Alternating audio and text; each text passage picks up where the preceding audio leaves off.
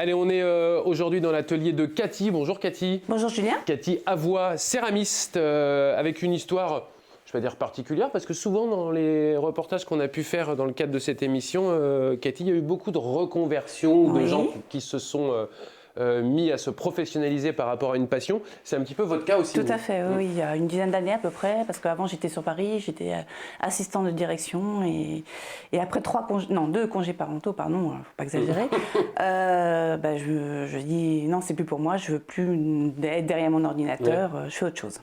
Mais vous faisiez déjà de la céramique Alors oui, une fois par semaine en dilettante le soir, la première fois que j'ai fait du raku, ça ne m'a pas plu du tout. Ah bon? Pour quelle raison? On m'avait fait utiliser plein de couleurs et c'était pas ça. Ouais. Qu'est-ce qui vous a plu du coup dans le raku? Parce que c'est pas qu'une question de couleur. C'est-à-dire que je me suis dit, bon, il faut que j'y retourne quand même, il faut que je vois comment ça se passe. Et là, on m'a fait utiliser une seule couleur, enfin le blanc, quoi. Ouais. Et là, j'ai eu une découverte des craquelures, en fait, et c'est ça qui m'a plu. Parce que c'est quoi le raku exactement? Alors, c'est une technique de cuisson japonaise qui date du XVIe siècle et qui veut dire bonheur du hasard. En fait, pourquoi bonheur du hasard? Parce que quand on sort les pièces incandescentes du four qui sort à peu près à 950 degrés, 1000 degrés, avec des pinces évidemment, elles sont toutes rouges. Et il y a un choc thermique qui se produit après, enfin à la sortie, ça fait montant craquelé. Et pour que les craquelures elles apparaissent noires, en fait on les enfume dans des bassines de sciure. Et c'est là que les craquelures apparaissent noires. Et voilà, c'est cette technique, c'est trouver les bonnes craquelures enfin trouver non parce que c'est aléatoire, on ne peut pas savoir comment ça va sortir et donc moi c'est ça qui m'intéresse. Ouais, le hasard dont vous parliez, c'est-à-dire qu'en fait si on prend cette pièce ici, c'est qu'en fait quand vous mettez, c'est pas vous qui avez dessiné les craquelures, on est d'accord. Voilà, deux pièces peuvent être à l'identique, enfin là effectivement les petites pièces comme ça peuvent être à l'identique, mais aucune craquelure se mettront au même endroit. Et ça, d'un coup, ça vous a passionné? Je me dis, wow, c'est super. Il y avait le travail aussi, j'ai envie de dire pourquoi la céramique plutôt qu'un autre art? Parce que vous étiez certainement un peu créatif déjà. Un petit peu, oui, effectivement. Depuis toute petite, j'avais envie de toucher. Toucher. Puis voilà, la matière, parce que tout ce qui est à plat, moins. Et tout ce qui a du relief, ça m'interpelle, quoi, en fait. Mais c'est quand même une technique qui est quand même bien particulière. Une fois qu'on est un peu passionné, qu'on a envie d'en faire son métier, il faut quand même maîtriser un sacré nombre d'étapes quand même importantes. Oh ben, ne serait-ce que la chaleur déjà. Oui, donc faut d'abord façonner les pièces. Il faut d'abord trouver l'idée, les formes. Moi, je suis assez dans tout ce qui est féminin. J'aime bien toutes les petites robes, les bonbonnes. J'aime bien allier aussi les matières. Tout ça pour vous dire... Oui, vous avez maîtrisé la chaleur et puis une fois que vous avez façonné... Une fois que j'ai façonné, je cuis une première fois ce qu'on appelle le biscuit. Oui, le biscuit. Ouais. Et après, donc j'émaille et je mets en cuisson extérieure, évidemment, pour pouvoir enfumer les pièces. Ce qui est marrant, c'est que vous m'avez dit, moi, les choses à plat, pas trop au départ. Puis finalement, vous avez commencé quand même par des tableaux qui ne sont pas à plat. Mais... Complètement, mais vous remarquerez quand même que j'ai intégré quelques pièces pour me donner un peu de relief. Oui, c'est ça. Ouais. Alors pourquoi avoir commencé par les tableaux? C'était plus simple pour vous? Il y avait quoi J'avais envie, mais par contre, pour partir en expo, tout ça, c'est moins facile, c'est lourd, c'est moins facile à exposer, on va dire. Donc je me suis rabattue un petit peu sur les pièces plus petites, enfin quoique. Oui, il y a quand même des belles pièces. Aussi par rapport peut-être à d'autres céramistes, alors vous en avez un peu, mais on est vraiment dans de la déco plus que dans l'utilitaire, j'ai envie de dire. Oui, moi personnellement, j'admire les gens qui le font, mais c'est pas trop mon truc. Ouais, à part les vases éventuellement. Oui, c'est ça, Soliflore, un petit peu de déco et puis des choses comme ça. Des petites boîtes, oui. Voilà, mais sinon, effectivement, vous êtes plutôt dans la création. Complètement. Et quand est-ce qu'il s'est fait le déclic de dire, tiens, j'arrête les tableaux et je fais autre chose? Parce que là, on est dans de la 3D pure. Ouais, j'arrête plus ou moins. On sait jamais. On y revient toujours, on revient toujours à ses premiers amours. Oui, c'est ça. Mais je sais pas, tout ce qui... Parce que vous voyez sur mes tableaux aussi, il y a quand même des formes de femmes et j'ai toujours eu cette envie de féminité, en fait.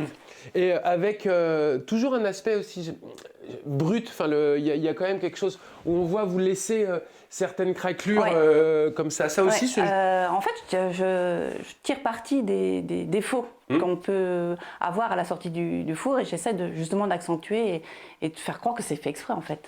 Je me rappelle, Cathy, vous m'avez dit, alors pas devant la caméra, mais que il y a des fois où vous avez créé des pièces, vous vous êtes dit, oh non, ça va pas du tout. Complètement. Et puis finalement, peu de temps après ou quelques temps après, c'est un peu aussi ça la magie de la céramique. J'ai eu une statuette il n'y a pas longtemps que j'avais faite en biscuit et je l'avais trouvée très moche. Faut dire ce qu'il y a.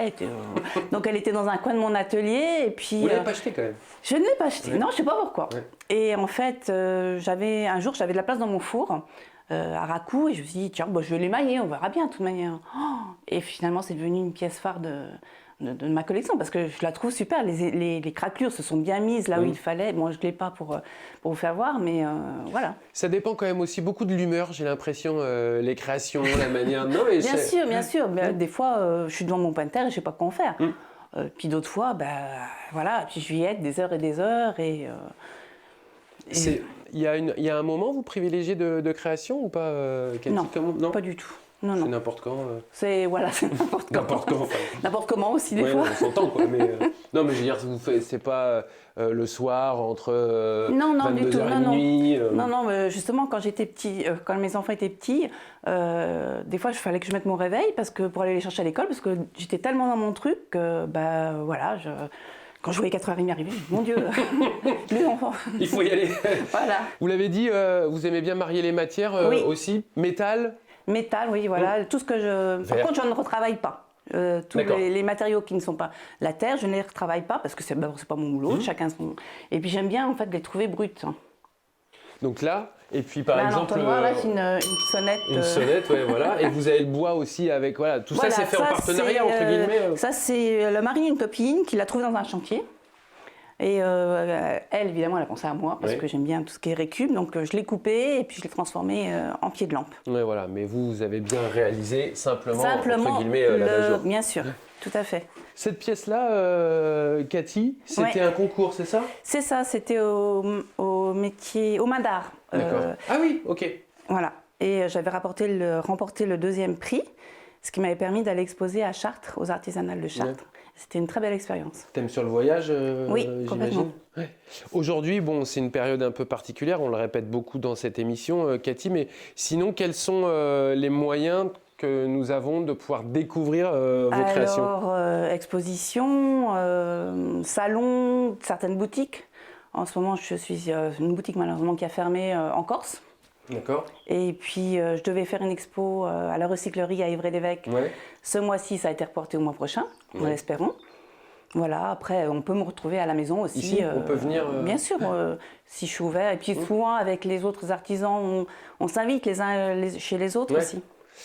C'est essentiellement des créations de votre part ou vous avez aussi un peu de commandes, Cathy, dans votre travail? Rarement, parce que oui, moi je peux pas vous dire, celle-là je vais la refaire. Donc c'est délicat. Non, mais on pourrait vous dire, je voudrais que vous me fassiez. Bien sûr, j'ai une dame qui est venue la semaine dernière qui m'a dit j'ai cassé mon vase, refaites-en moi.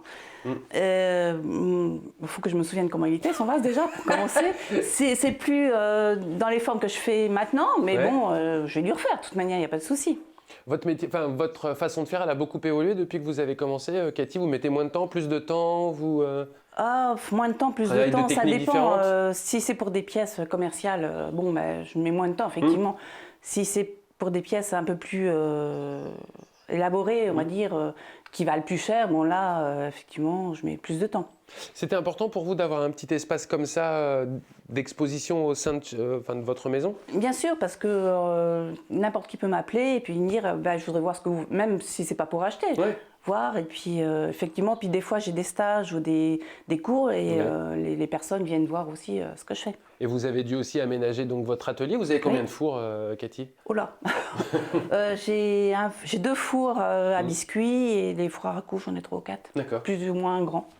Vous avez parlé des autres artisans. Vous échangez beaucoup avec les autres céramistes et peut-être autres céramistes Racou d'ailleurs? Alors céramistes, pas tant que ça, on se connaît forcément, mais oui, après, comme on a la chance d'avoir la qui nous expose normalement une fois par an, donc voilà, donc ça nous permet de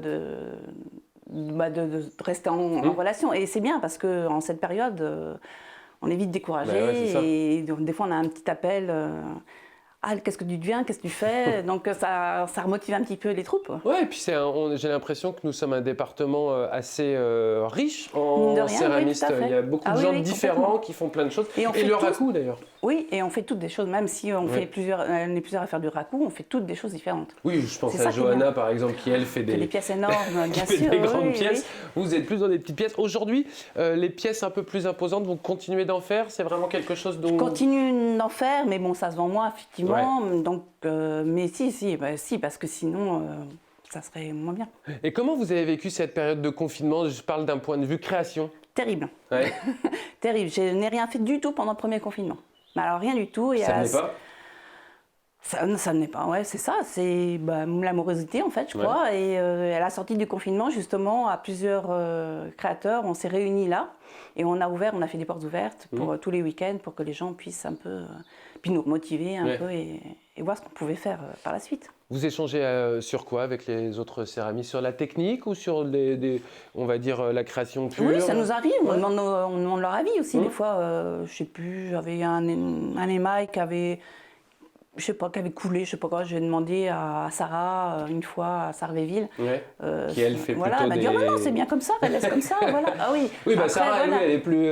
Donc, elle fait des animaux, elle, beaucoup. elle est, oui, Sarah, c'est, ouais.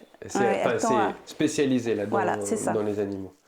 Ça marche. Merci beaucoup, Cathy, Ben, de c'est nous moi qui avoir vous reçus. remercie. Je Merci. rappelle donc Cathy Avoie, vous avez un site internet, hein, Oui.